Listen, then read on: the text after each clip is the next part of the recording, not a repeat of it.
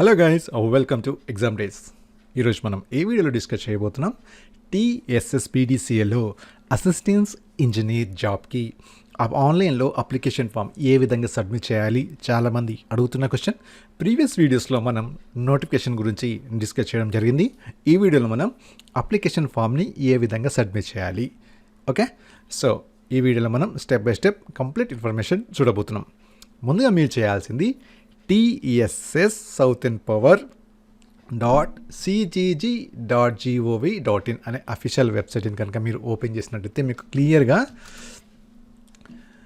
మీకు నోటిఫికేషన్ అనేది కనిపిస్తుంది. సో ఇది official website. Okay, so website name ఈజీగా మీకు గుర్తుంటుంది, TSSouthernpower.cgg.gov.in. ఇది అఫీషియల్ వెబ్సైట్ అనమాట.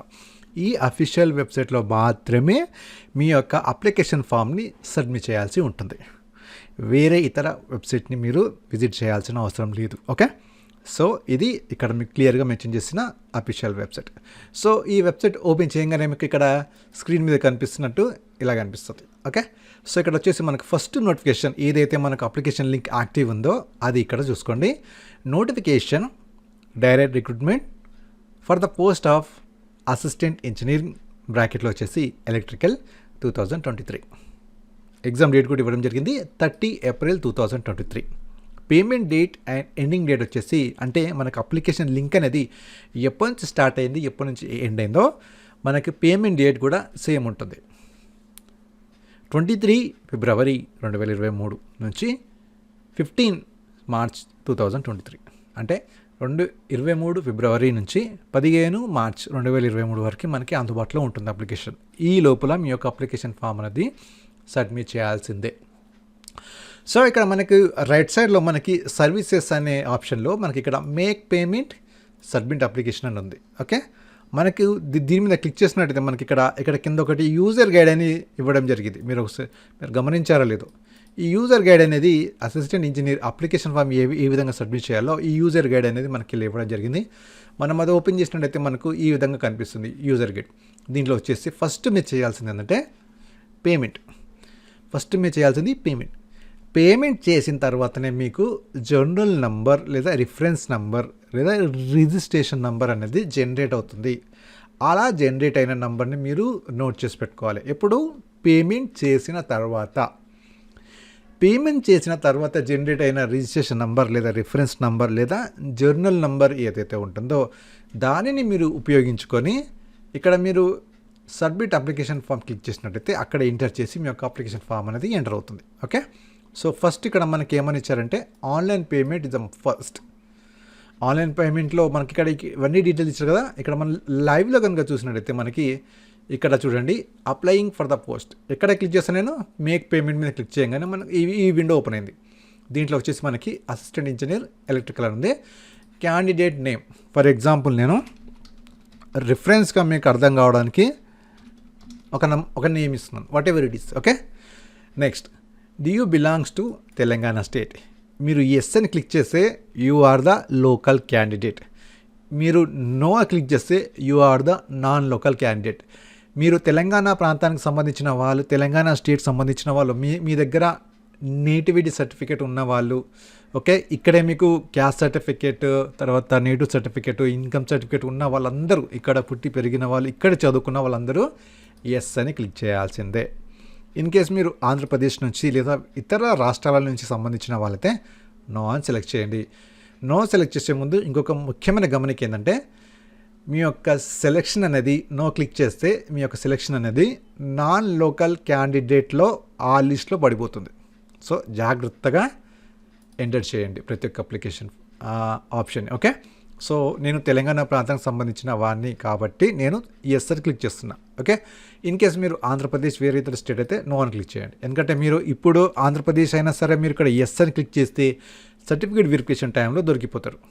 కాబట్టి do you belongs to Telangana state, yes అయితే ఎస్, నో అయితే no. Okay, next are you PH candidate అంటే ఫిజికల్లీ హ్యాండిక్యాప్డ్. ఇవి ఎస్ అయితే ఎస్, నో అయితే నో. ఒకవేళ ఎస్ అయితే మీ యొక్క డిసెబిలిటీ మినిమం టు మినిమం 40% ఉండాలి ప్లస్ ఏబో, అంటే 40% ఏబో ఉంటేనే you are the physical handicapped. ఎలా తెలుస్తుందంటే మీకు మండల ఆఫీస్ నుంచి లేక దగ్గరలో ఉన్న మెడికల్ హాస్పిటల్స్ నుంచి మీకు ఈ యొక్క డిసేబుల్ సర్టిఫికేట్ అనేది మీకు ఇవ్వడం జరుగుతుంది. మండల ఆఫీస్కి వెళ్తే మీకు పూర్తి ఇన్ఫర్మేషన్ అయితే దొరుకుతుంది. ఓకే, సో ఇక్కడ నేను నో పెట్టేస్తున్నాను because of no. Next community అంటే రిజర్వేషన్. ఈ యొక్క రిజర్వేషన్ మీద మీ సెలెక్షన్ అనేది మీకు కంప్లీట్లీ డిపెండ్ అయి ఉంటుంది. ఎందుకంటే వేకెన్సీస్ అనేది కేటగిరీ వైజ్గా డిస్ట్రిబ్యూట్ చేయబడతాయి. ఓకే, సో ఇక్కడ నేను ఫస్ట్లో ఇక్కడ బీసీఏ ఉంది కాబట్టి బీసీఏ సెలెక్ట్ చేసుకుంటున్నాను. ఇన్ కేస్ మీరు ఓసీ అయితే ఓసీ సెలెక్ట్ చేసుకోండి, బీసీ అయితే బీసీ సెలెక్ట్ చేసుకోండి. ఓకే, సో నేను బీసీఏ సెలెక్ట్ చేసుకుని బీసీఏ సెలెక్ట్ చేసుకున్న తర్వాత ఇక్కడ డేట్ ఆఫ్ బర్త్ అడుగుతున్నారు. Okay, date of birth enter చేయండి.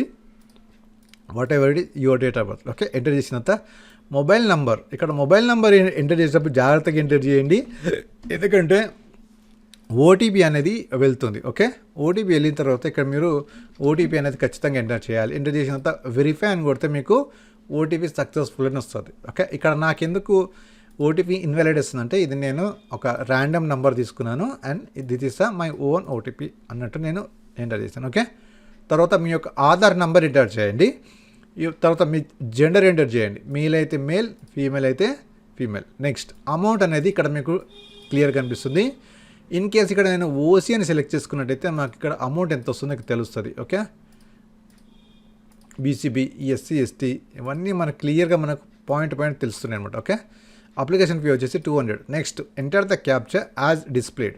ఈ క్యాప్చర్ ఏదైతే ఉందో ఇది ఇక్కడ మీరు ఎంటర్ చేయాల్సి ఉంది. యాజ్ టీజ్ క్యాపిటల్ లెటర్లో చూడండి, ఇక్కడ మనకి ఎలా అయితే ఉందో అలానే ఎంటర్ చేయండి. ఓకే, ఎంటర్ చేసిన తర్వాత ఇక్కడ కిందకి వచ్చి ఇక్కడ డిక్లరేషన్ ఫామ్, ఇక్కడ డిక్లరేషన్ ఆప్షన్ ఏదో ఉందో ఇది క్లిక్ చేసి సబ్మిట్ అని కొట్టినట్టయితే మీకు ఇక్కడ డైరెక్ట్గా అప్లికేషన్ సబ్మిట్ అయ్యి మీకు ఒక రిజిస్ట్రేషన్ నెంబర్ అనేది జనరేట్ అవుతుంది. ఓకే, సో మీకు ఇక్కడ పేమెంట్ కూడా చేయాల్సి ఉంటుంది. ఎంత పేమెంట్ చేయాలి?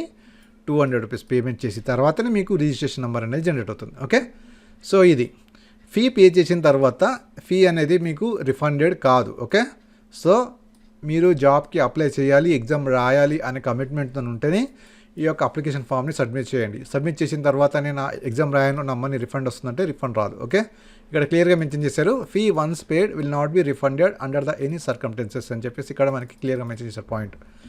ఓకే, సో ఇక్కడ మనకి రిజిస్ట్రేషన్ నెంబర్ జనరేట్ అయింది అనుకుందాం. తర్వాత ఏం చేయాలి? సబ్మిట్ అప్లికేషన్ ఫామ్ మీద క్లిక్ చేసినట్టయితే మనకి ఇక్కడ ఏదైతే జనరేట్ అయిందో మనం ఇక్కడ జర్నల్ నెంబర్ అది ఇక్కడ ఎంటర్ చేయాల్సి ఉంటుంది. ఫర్ ఎగ్జాంపుల్ నేను ఇక్కడ ఒక ర్యాండమ్ నెంబర్ ఎంటర్ చేస్తున్నాను. ఓకే, ఎంటర్ చేసిన తర్వాత డేట్ ఆఫ్ పేమెంట్, మీరు ఏ రోజు అయితే పేమెంట్ చేస్తారో ఆ రోజు డేట్ వేయండి. ఇక్కడ ఏసీ డేట్ ఆఫ్ బర్త్డే కూడా ఎంటర్ చేయండి. ఫర్ ఎగ్జాంపుల్ నేను ఒక డేట్ ఎంటర్ చేస్తాను. చేసిన తర్వాత ఐ హ్యావ్ రీడ్ నోటిఫికేషన్ అని చెప్పేసి ఇక్కడ మనకు క్యాప్చర్ ఏదైతే ఉందో ఈ క్యాప్చర్ ఎంటర్ చేయండి. ఓకే, క్యాప్చర్ ఎంటర్ చేసిన తర్వాత ఇక్కడ వెరిఫై అని కొట్టినట్టయితే మీకు ఇక్కడ ఈ డీటెయిల్స్ అన్నీ వెరిఫై అయిపోయి మీకు అవుతుంది. ఓకే, సో ఈ విధంగా ఇక్కడ చూసుకోండి. సో ఇవన్నీ ఎంటర్ చేయాల్సి ఉంటుంది. ఇక్కడ మీకు మళ్ళీ ఇక్కడ నుంచి మనకు ఫస్ట్ పాయింట్ నుంచి క్లియర్ మెన్షన్ చేస్తుంది. ఇక్కడ మీకు వర్కింగ్ ఈమెయిల్ ఐడి ఏదైతే ఉందో ఈ వర్కింగ్ ఈమెయిల్ ఐడి, తర్వాత mobile number, alternate mobile number, identification marks, mother tongue. Okay, ఇలా ఎవ్రీ డీటెయిల్స్ అనేది మీరు ఎంటర్ చేయాల్సి ఉంటుంది. ఎంటర్ చేసిన తర్వాత మీరు సబ్మిట్ అని కొట్టినట్టయితే మీకు అప్లికేషన్ ఫామ్ అనేది సబ్మిట్ అయిపోతుంది. సో ఈ విధంగా అసిస్టెంట్ ఇంజనీరింగ్ జాబ్కి సంబంధించిన అప్లికేషన్ ఫామ్ని ఈ విధంగా సబ్మిట్ చేయాలి. And make sure that you have to also upload the passport size photo and signature కూడా రెడీగా పెట్టుకొని స్కాన్ చేసి. ఓకే, ఇవన్నీ అప్లోడ్ చేసిన తర్వాత మీ యొక్క అప్లికేషన్ ఫామ్ సబ్మిట్ అయిపోయిన తర్వాత ఏదైతే సబ్మిట్ అయిందో అప్లికేషన్ ఫామ్ని అది డౌన్లోడ్ చేసుకోండి. ఎందుకంటే దాంట్లో మనకి రిజిస్ట్రేషన్ నెంబర్ మరియు డేట్ ఆఫ్ బర్త్ డీటెయిల్స్ ఉంటాయి, ఎందుకంటే హాల్ట్గా డౌన్లోడ్ చేసుకోవడానికి. ఓకే, సెకండ్ నోటిఫికేషన్ మనకి ఇక్కడ ఉంది జేఎల్ఎం అనేది మనకు నెక్స్ట్ మంత్ 8th నుంచి స్టార్ట్ అవుతుంది కాబట్టి ఇంకా దీనికి టైం ఉంది కాబట్టి దీని గురించి మనం తర్వాత డిస్కషన్ చేద్దాం. ఓకే, సో అసిస్టెంట్ ఇంజనీరింగ్ సంబంధించిన ఇన్ఫర్మేషన్ ఇది. దీనిపైన మీకు ఏమైనా క్వశ్చన్స్ ఉన్నా సరే, డౌట్స్ ఉన్నా సరే కింద కామెంట్ బాక్స్ కింద కామెంట్ చేయండి, క్వశ్చన్ చేయండి. వీడియో నచ్చితే లైక్ చేయండి, షేర్ చేయండి. అలాగే ఎగ్జామ్డేస్ తెలుగు ఛానల్ని సబ్స్క్రైబ్ చేయండి. నెక్స్ట్ వీడియోలతో మళ్ళీ కలుద్దాం. Thank you.